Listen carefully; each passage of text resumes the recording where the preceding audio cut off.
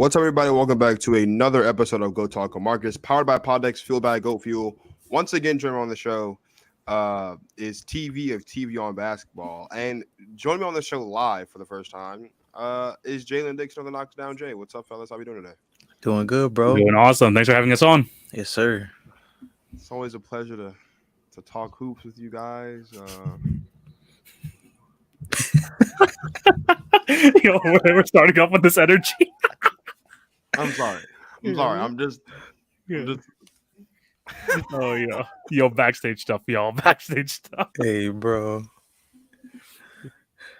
It's a vibe, Marcus. Come on, Lakers talk, bro. Come on, you know the vibe. No, Come on, bro. It's just always look.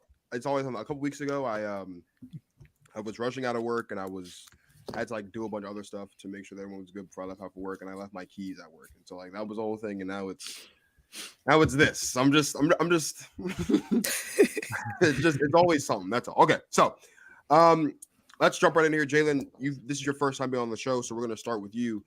Anthony Davis recently has been on the stretch of his life, playing the best basketball he's played ever, really. I think would be the safe thing to say. Are you buying what AD's been selling over these past couple weeks, or are you still in the group of people that think that maybe this is too good to be true? No, so I think the point that needs to be made is that this has always been Anthony Davis, right? This has always been the version of Anthony Davis that if you are a Lakers optimist or an AD optimist, this is the guy that you always see. One of those guys that competes for the top big in the league status every single season. I think at the end of the day, you just point down to injury. Over the last 2 seasons, the man hasn't been healthy. Now, of course, the thing that's truly made people lose faith in AD has never been his talent. It's been his ability to stay on the floor. Let's look at it right now. 36 games 2 seasons ago, 40 games last season. That's 76 games over the last 2 years. That's 82 games in one regular season. It's never been about Anthony Davis's ability to produce on the floor. Anthony Davis has been doing what Anthony Davis has done his entire career these last 2 years where everybody's been questioning him. 2 years ago, 21.8 points per game with nearly 8 rebounds a night. Last season, 23 points per game on 9.9 rebounds a night. But when you're not on the floor and you're not available, your impact is not felt on a night-to-night basis. And with the fact that LeBron James also has missed significant time over the last 2 seasons, Anthony Davis just has not been able to really play winning basketball. And now that we have an early season sample size with about 21 games of them and still a lot of the season left, now we have a chance to see a potential full stretch of Anthony Davis. Now, I say potential because we know AD and we know his injury history. But as long as he stays healthy, I think this is something he's capable of on a regular basis. TV, I got it. TV, same question. How you feel about AD's recent stretch of basketball? There's a lot of G.O.A.T has said already, but Anthony Davis, like he mentioned, we know the talent is there. Anthony Davis is a top 75 player of all time. Even when people try to convince you otherwise, I still believe he is up there. He was the best player on that Lakers team when they won the championship in 2020. And what he's showing this year, especially if we look at his past 8 games before the flu, 35 points a game. 16 rebounds per game, 88% from the free throw line, 45% from 3, 65% from field goal percentage. This is AD. We know this has been AD, but there's a reason why his nickname is Anthony Day to Davis. There's a reason why that is his nickname, because no matter how much you want to believe in him, he'll show you these stretches. We know that the talent is there. He has top 3 talent in the league when healthy. But these little nagging injuries, whether it's the knee, whether it's the back, whether it's the flu, I mean, this is just like what Anthony Davis is. And for as long as I can remember, when LeBron moved to the Lakers, he brought in AD. They were like, I'm going to pass it on to AD. It should be his team by this point on in the Lakers run. And you just can't hand him the keys because he can't drive it every game of the season, which is unfortunate because he does have the talent, but that's just the reality you have to live with. I mean, the ability can be there. I mean, there's been so many cases of talent always being there, but when you can't be on the court, how are you going to be able to showcase that talent? I mean, the Lakers over their past 10 games, they're 7-3. So when Anthony Davis plays, they are a very good team, and especially with him and LeBron James in the lineup. but you just can't trust that on a day-to-day basis.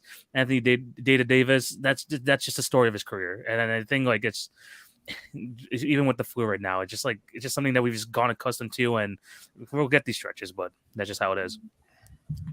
Here's my thing with AD. We all know how talented AD is. We all know how great AD is as a basketball player. I think AD's gotten the extremely short end of the injury stick, and I don't mean a luck standpoint. I mean, we talk about AD and we call him Anthony Day-to-Day Davis, or Charles Barkley calls him street clothes, or like whatever. But like AD over the last few years has played more games than Kawhi Leonard. He's played more games than Paul George. This is the point. We don't give Paul George and we don't give Kawhi Leonard half as much slack as we give Anthony Davis. And Anthony Davis isn't out for load management. Anthony Davis is out because he actually hurt.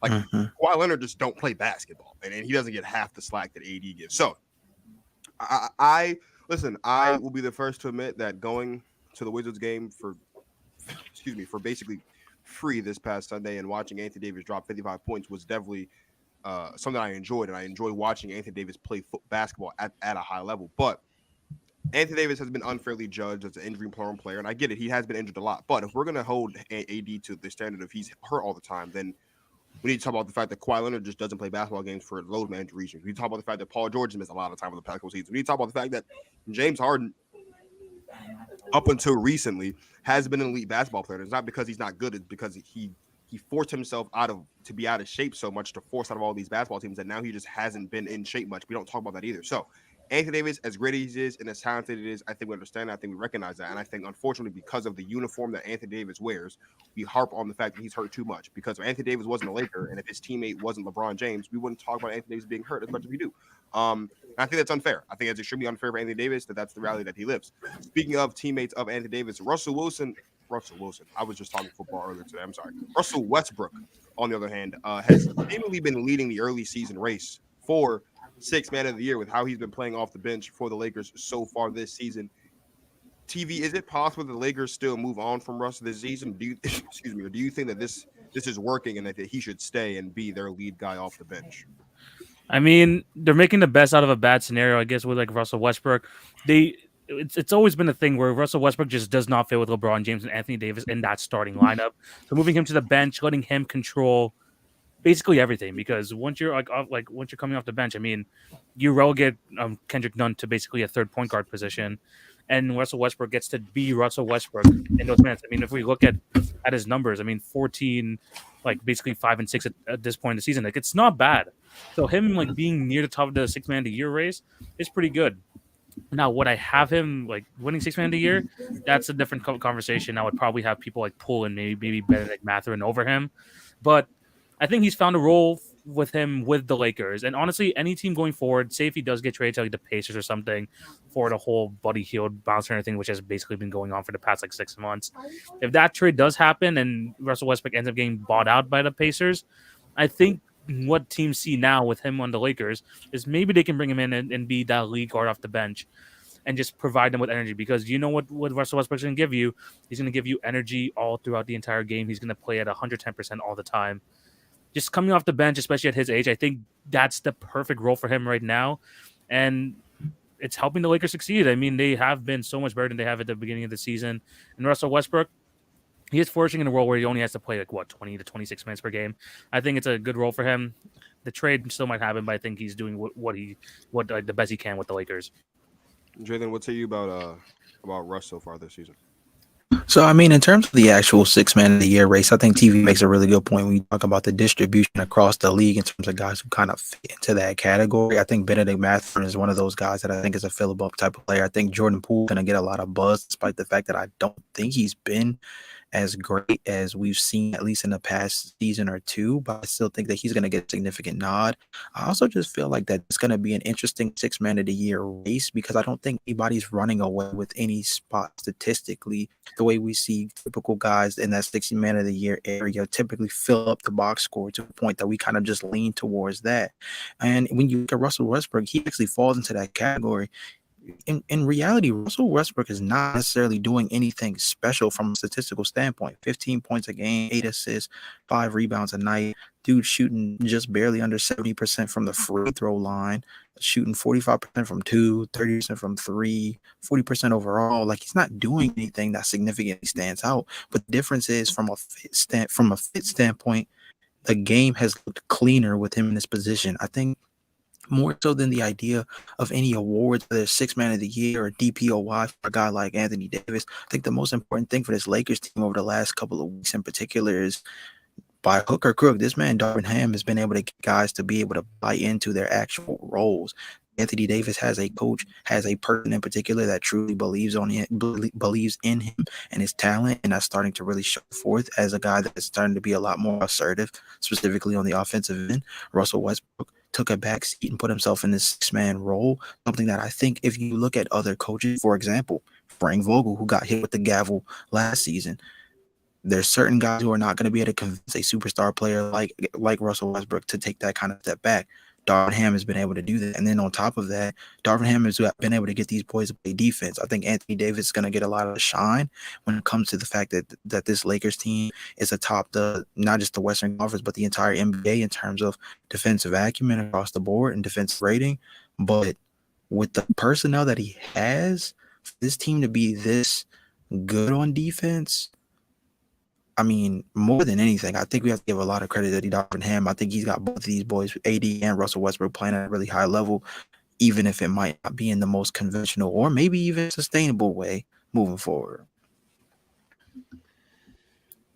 Russell Westbrook has been playing good basketball, and I don't think anyone thought that Russ couldn't play good basketball. I think the issue was just, as you guys mentioned, like the fit, right? And I'll be the first to admit I never thought the fit would work because it just doesn't make sense to kind of have Russ play with LeBron. But Russell Westbrook has played fantastic basketball coming off the bench. He's been able to be more comfortable in what he is as a basketball player, which is the guy that likes to run the floor and kind of facilitate and do the things he needs to do. But I think what we have seen too is, in the small pockets of time when you've seen AD, LeBron, and Russ all on the floor at the same time, it's worked. And it's worked really well, especially over this last stretch with AD having been as dominant as he's been. And I think a lot of that has to do with Russ has been passive to AD when he's on the floor, but LeBron has also been passive to AD when he's on the floor. And to TV's points earlier, that's what the Lakers always wanted. Like, the whole point of bringing in AD wasn't just to win a championship, but it was so that AD can become the focal point of the offense so that we can get much more deference on LeBron James' part to Anthony Davis. And I think now what we're seeing is, now that AD is available, now that AD is healthy, now that AD is playing the level of basketball that he's been playing with the past couple of days, we're seeing now that this offense just flows a lot better. And it's not just because that Russ is coming off the bench. It's not just because AD is clicking. It's not just because LeBron's playing good basketball, but it's because it seems like Darvin Ham has finally figured out how to make these pieces fit so that this puzzle can work and see the big picture, right? I think we have conversations all the time about kind of what's the ceiling for this basketball team. And don't get me wrong, this team is not going to win a championship, at least not this season. I don't think so.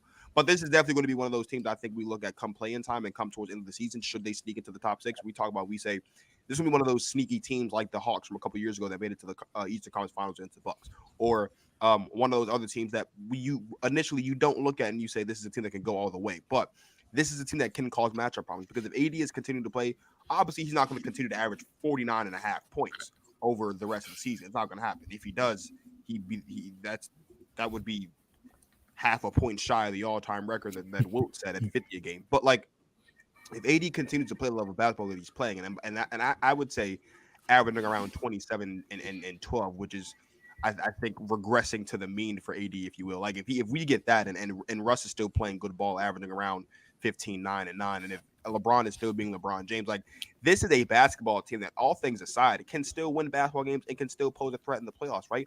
Lonnie Walker's not a bad shooter. He plays good basketball. He's a good forerunner, right? We've seen you see other guys like Austin Reeves have play a big role in this for this basketball team from time to time, right?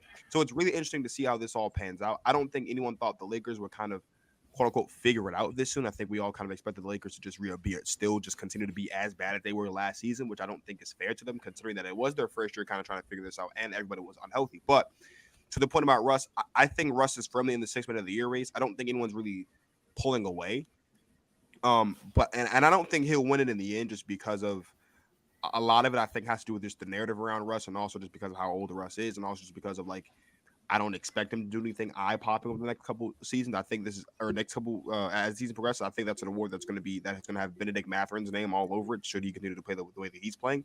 But Russ is definitely firmly in the conversation, and I think it's interesting to see how the Lakers kind of move forward because a lot of us were like, the Lakers were like, we'll give it till Thanksgiving. And I think a lot of us thought Thanksgiving is going to be too late. Like, you give it to Thanksgiving, that could be the season. That's a quarter of the season. It could be over before it starts, but it seems like the Lakers are doing okay. And we know the next big day on the calendar for the NBA is Christmas. That's when a lot of us kind of say that the season really starts is around Christmas. And they're in a good spot, right? Like the Western Conference is kind of tight. It's really, really tight right now. And there's a lot which is crazy because a lot of teams we thought were going to be bad have been good, but of course they regress towards the mean side to slide down the standings, and maybe the Lakers can move up. But the Lakers have been a lot better out of the gate than I think a lot of people expected through the first 25% of the season.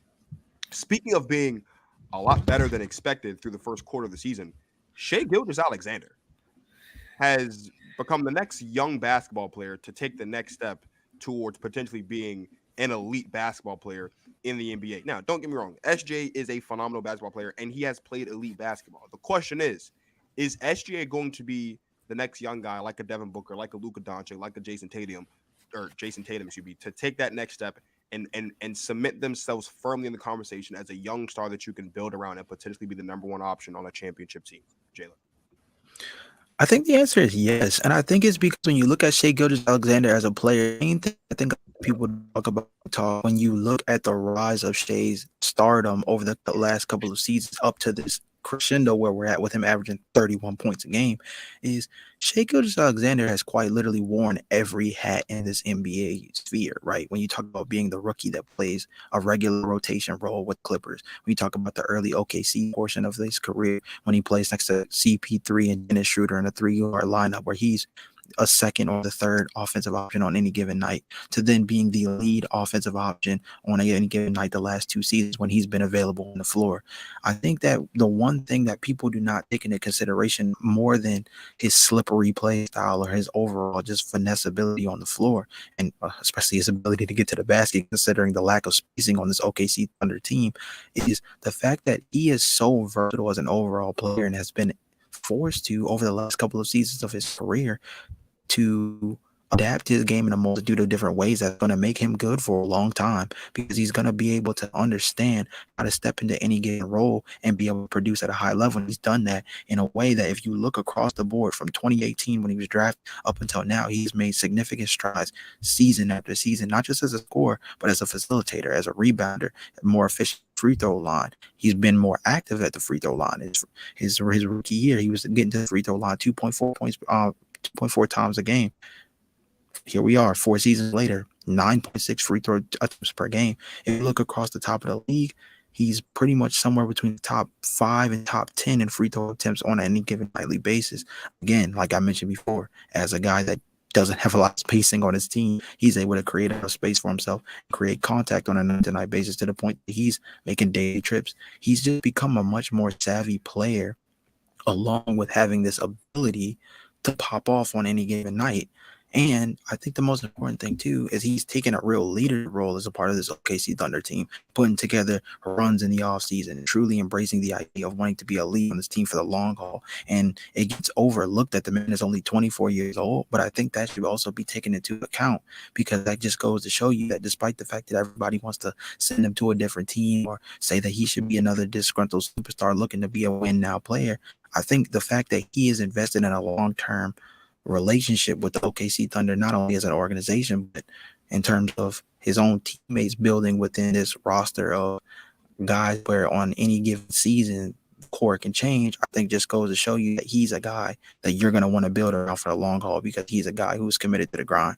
And you hate to use those cliche kind of tactics, but for a team like this, where the goal is not to win right now, seeing some of these traits early on from a superstar caliber player like Shai are really good signs.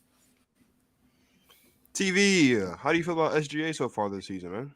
I mean, I don't know if you guys have been knowing due to podcasts and stuff, but I've been seeing this in SGA for a while now. I think, especially for the past 2 years, I've been saying that he has gone in the Devin Booker treatment like before the Phoenix Suns got really good. Because if you really think about it, I mean, Devin Booker before the Phoenix Suns got really good, people were thinking, oh, is he putting up these big time numbers, empty stats on a pretty bad team, a team that doesn't really strive to go to the playoffs? Well, it was the same thing here with Shai. I mean, yes, he did make the playoffs the 1 year when he had Chris Paul on his team, but over the past probably since the turn of the decade. The Thunder are not planned to be in a position to either make it to the playoffs or play for the play-in. They've been tanking. So especially with like when their intentions are made very clear, you see Shea putting up these stats, and people are bound to question his ability. But now they kind of have a plan of what they want to have going forward with Josh Giddey. I know Chet Holmgren's injured, but they have a direction with him being their starting center for years and years down the line. Shea is finally getting the opportunity to be like, yeah, now it's time for me to take over this team. And when I'm the leader of this team and when we want to win, he is able to do that. And like Jalon has mentioned, the biggest thing for me the biggest difference that I've seen in his game compared to previous seasons is the way he's able to get to the free throw line. And that is massive, especially as a superstar player. You mentioned Tatum, you mentioned Luka Doncic. These guys get to the line near 10 attempts per game just because they want our superstars to get the calls, but they take the game in their own hands and they try to get buckets. They try to make plays whenever possible. And Shea is getting to that point. So yeah, I think that he can be that number one guy that they build around. Even if they're not great this year, that's just another piece that they could add to the puzzle there in OKC. And then you gotta wait for Shed Holmgren, and you could just see the pieces like building together in this OKC, the OKC organization. I think with Shai Gilgeous leading it the way, they signed him for a long term contract for a reason. They see him as a valuable piece going forward, and especially now that we've seen him play at such a high level this year, 31 points a game. If he isn't an all-star, I'm extremely pissed off.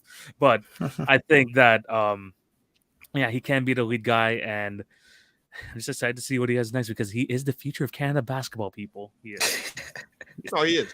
He is. And SJ plays great football. Football. Jeez, I've got a lot of football on my mind. I'm sorry. SJ's been playing great basketball. And it's been really interesting. It's been really nice to watch him and also Tyrese Halliburton in Indiana take that next step. And I don't think Tyrese, I don't think Tyree, I don't think Halliburton is there quite yet to where Shea is, but I think next season he will be. Right, like we look at Halliburton, and he's already leading the league in assists right now, and he's been playing great basketball as well.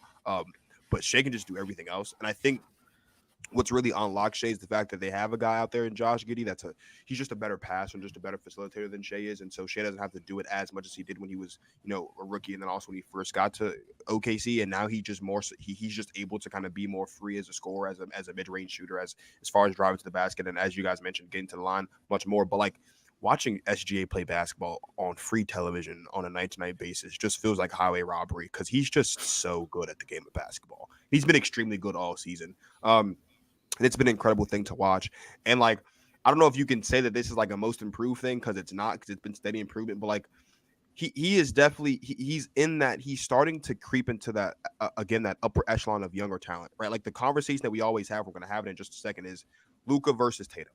Who's the best young basketball player in the league right now? And the answer is always Luka or Tatum. I think SGA is starting to get to a point where he's starting to get his name in that conversation with Luka, with JT, with Devin Booker and Donovan Mitchell to a lesser degree, right? But usually that conversation always starts and ends with Luka and JT, and I think SGA is getting to that point where he's starting, because like you said, he's only 24 years old, right? Which is crazy to think about, that he's only 24 years old, but he's slowly creeping his way up into being one of those guys that you look at and you say, maybe in a couple of years, I can build around this guy and I can build a championship roster around this guy, and I can trust this guy to be my number one option on my championship roster. And it's going to be a great thing to see because he plays great basketball. He's been phenomenal for the Thunder. He's been exactly what the Thunder needed, just a young guy that's willing to kind of grind it out. The same thing that KD was when he first got there, the same thing that Russ was when he first got there, right? Just a young guy that's grinding it out, trying to make a name for himself, taking those steps he needs to take to become one of the best in the business. And SJ has definitely been taking those steps to become one of the best in the business. Now, speaking of being the best in the business, there's two young guys that are currently, I would think, are the odds-on favorites right now at this point in the season to win the Most Valuable Player award for the NBA. It's Luka Doncic for the Dallas Mavericks, and it's Jason Tatum for the Boston Celtics. Now, because of my bias, I'm going to recuse myself from this, and I'm going to let you two go to war because y'all are already going to war all the time anyway. So what's one more acorn on top of the pile to go to war for? So, JTV, who is leading the race for MVP right now? Is it Luka Doncic or is it Jason Tatum, and why? I'll start here, and I'm Okay. gonna go Jason Tatum. I am going to go Jason Tatum, and yes, Luka's numbers are godly, like 33 points per game, 8.6 rebounds, 8.7 assists, 50% from the field. It's video game numbers Luka Doncic is putting up. But Jason Tatum, with honestly, like by far this season, it feels like the Celtics are the best team in the league, and they're kind of like a step up, even above like the Bucks and the Suns. Like him leading that team, him still averaging 31, 8, 4, 48% from the field, 87% from the free throw line, and he's playing all defensive level defense. If you're watching the games, I mean, I just watched the Raptors versus Celtics game the other night, and man, when we see like defensive improvement, Jason Tatum is the definition of that, and just seeing him like play at this high of a level. Like in a system where it's not just him, it's Jaylen Brown is still getting his. You're still getting like great production from people like Malcolm Brogdon. You're still getting like Marcus Smart his chances. I think like him, especially leading the best offense in the league, in my opinion, in the Boston Celtics. You have that going for him. You have the best record in the league right now compared to the Mavericks, who are just barely making the play-in spots right now. It's 13-11. I think that although Luka Doncic numbers are better, I think that the record kind of shifts into Tatum's favor right now. And I just think that people like will appreciate that it's not the system is not just him. It's like the whole Boston Celtics system, but he is clearly the best guy on that team. Where Luka Doncic is the system in Dallas. Like you need to build around him. Jason Tatum, you could plop him basically on, I feel like, on multiple teams, and he can like adapt. I don't really feel like that with Luka Doncic, but in terms of the MVP race, I'm still going Jason Tatum. Jalen, who's MVP right now?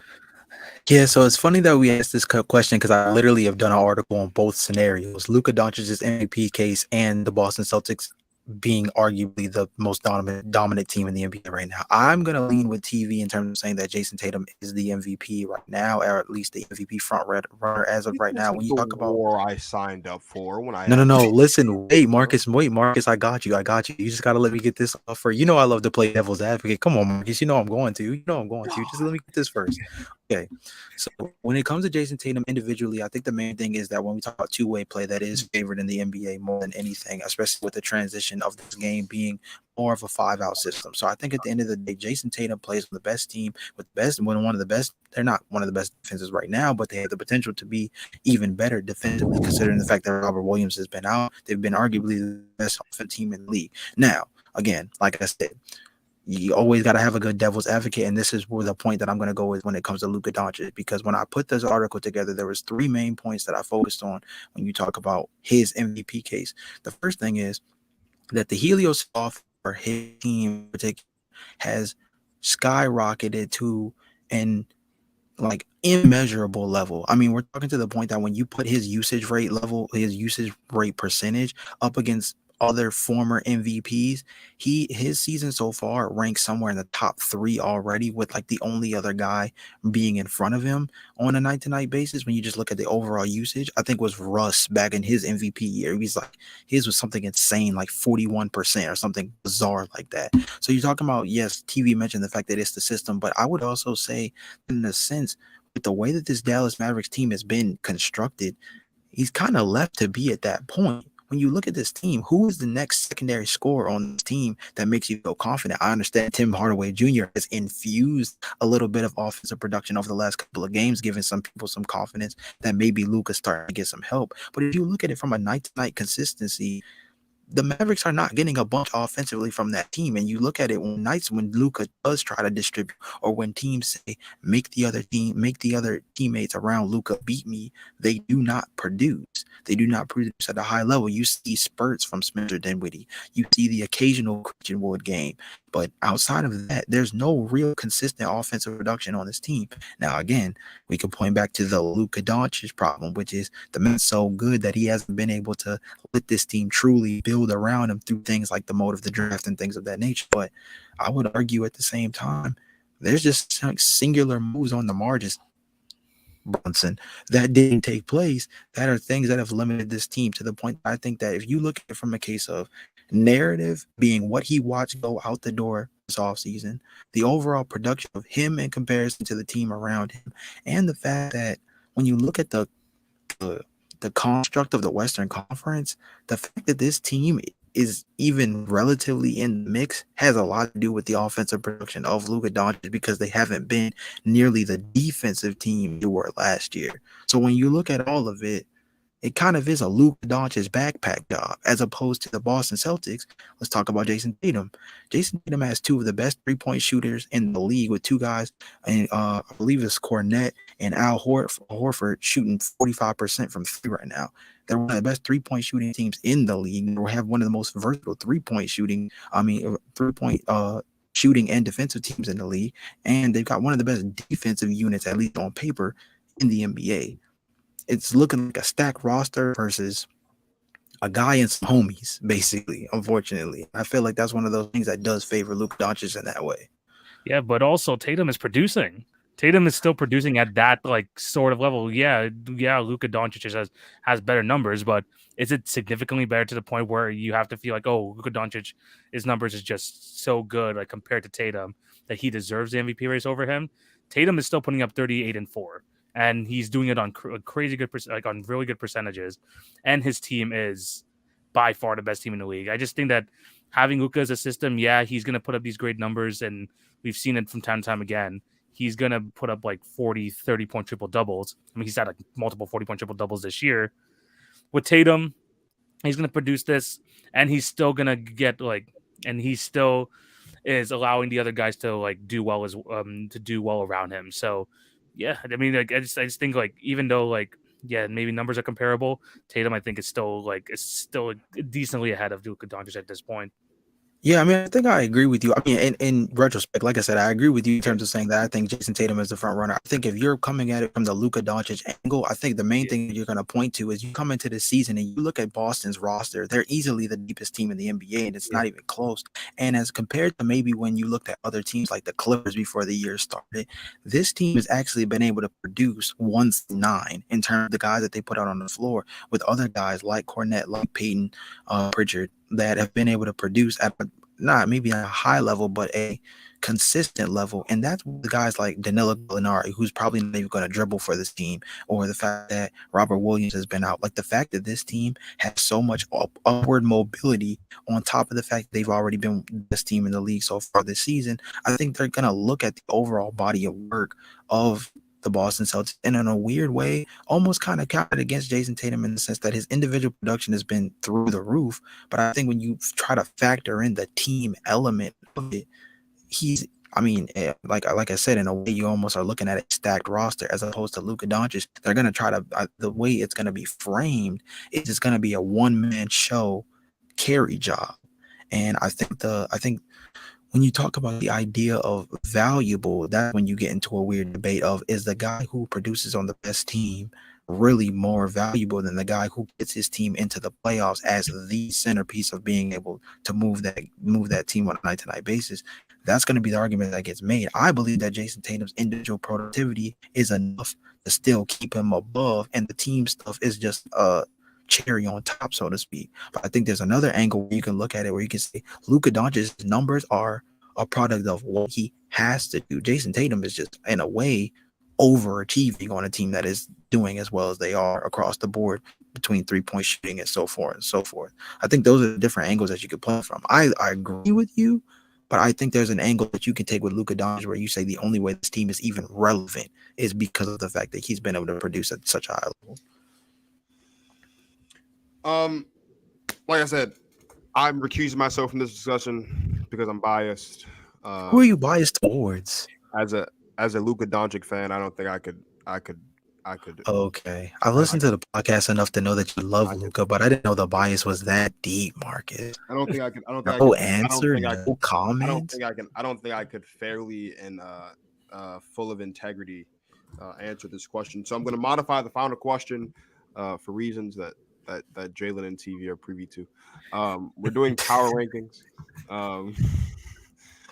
Doing power rankings, and I think this will be a lot more interesting. Instead of all of us each listing 5, we're all going to make a top 5 from 5 to 1.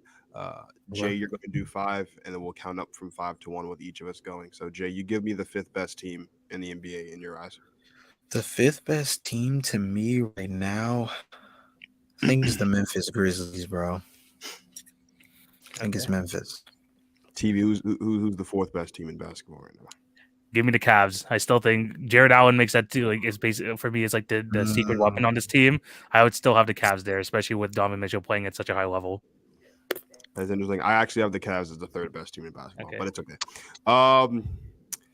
If I had to put a team at 4, or I'm sorry, at 3, that's kind of tough. I didn't think TV would keep the Cavs out of his top. Well, I mean, I know. I wasn't expecting him to pull that trick. I know he's not, but I didn't think he'd keep the Cavs out of the top 3. So okay. See, I can't name many teams that are better than the Cavs that also aren't in, because the other 2 teams I think are better than the Cavs are my top 2, but they're not 3. I mean, there's 2 teams I think you could go with. Well, yeah, there's 2 teams you could go with for sure, but then it becomes a thing of like, okay, well, is this, you know what I mean? Okay, I think. I know last time I was on the show, you were so against Phoenix, bro. Last time I was That's what I'm saying. Phoenix and the Pelicans, neither one be 3. No, I can't do this. I can't. I don't have the Pelicans to me aren't a top 3 team in basketball, and I just don't. I don't feel about the Suns the way everyone else feels about the Suns. So Okay. So what if I put the Suns at 3? What, just as a thing? Let's put the Suns at 3. I think we all have the same top 2. We should have the same top 2. Wait, put the Suns at 3, and then Jalon, you go 2 and 1. Yeah, Jalon, you go 2-1. Yeah, that's fine. I have Celtics Bucks. Celtics 1, Bucks 2. Okay. Yeah, I have the same. Wait a minute, Marcus. What's up with the Phoenix Heat? Come on, man. Jalon and then TV. It can't be. I'm not a believer in the Phoenix Suns. I haven't been a believer in the Phoenix Suns in a while. All right, different. I'm not a believer in. I'm not buying with the. I'm not buying with the. That's fine. Yeah, that's fine. Jalon, let everybody know where they can find you. And then after that, TV, you do the same. Oh, at the Knockdown J on Instagram and Twitter, and some stuff on YouTube. You'll be able to find a link in the bio for that as well. It's not launched yet, but some other stuff is coming. Yeah. And for myself, I mean, I've been on the show a couple of times, but find me TV on basketball, Twitter, Facebook, Instagram, and also on TikTok. Me and Jalon over here, we do daily NBA picks every night. You could go check those out. And yeah, thank you again for having us on the show. Sure. It's always a pleasure to have you guys on the show. I'm sure I'm lagging massively at this point because of my irresponsibility, but it's okay. Thank you guys for watching. Thank you guys, Jalon and TV, for coming on the show. It's always a pleasure.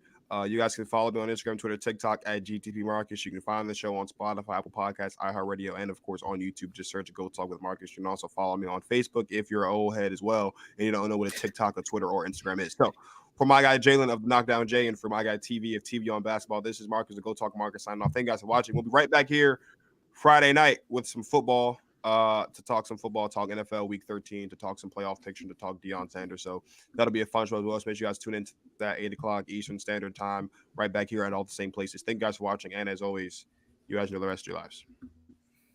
Peace.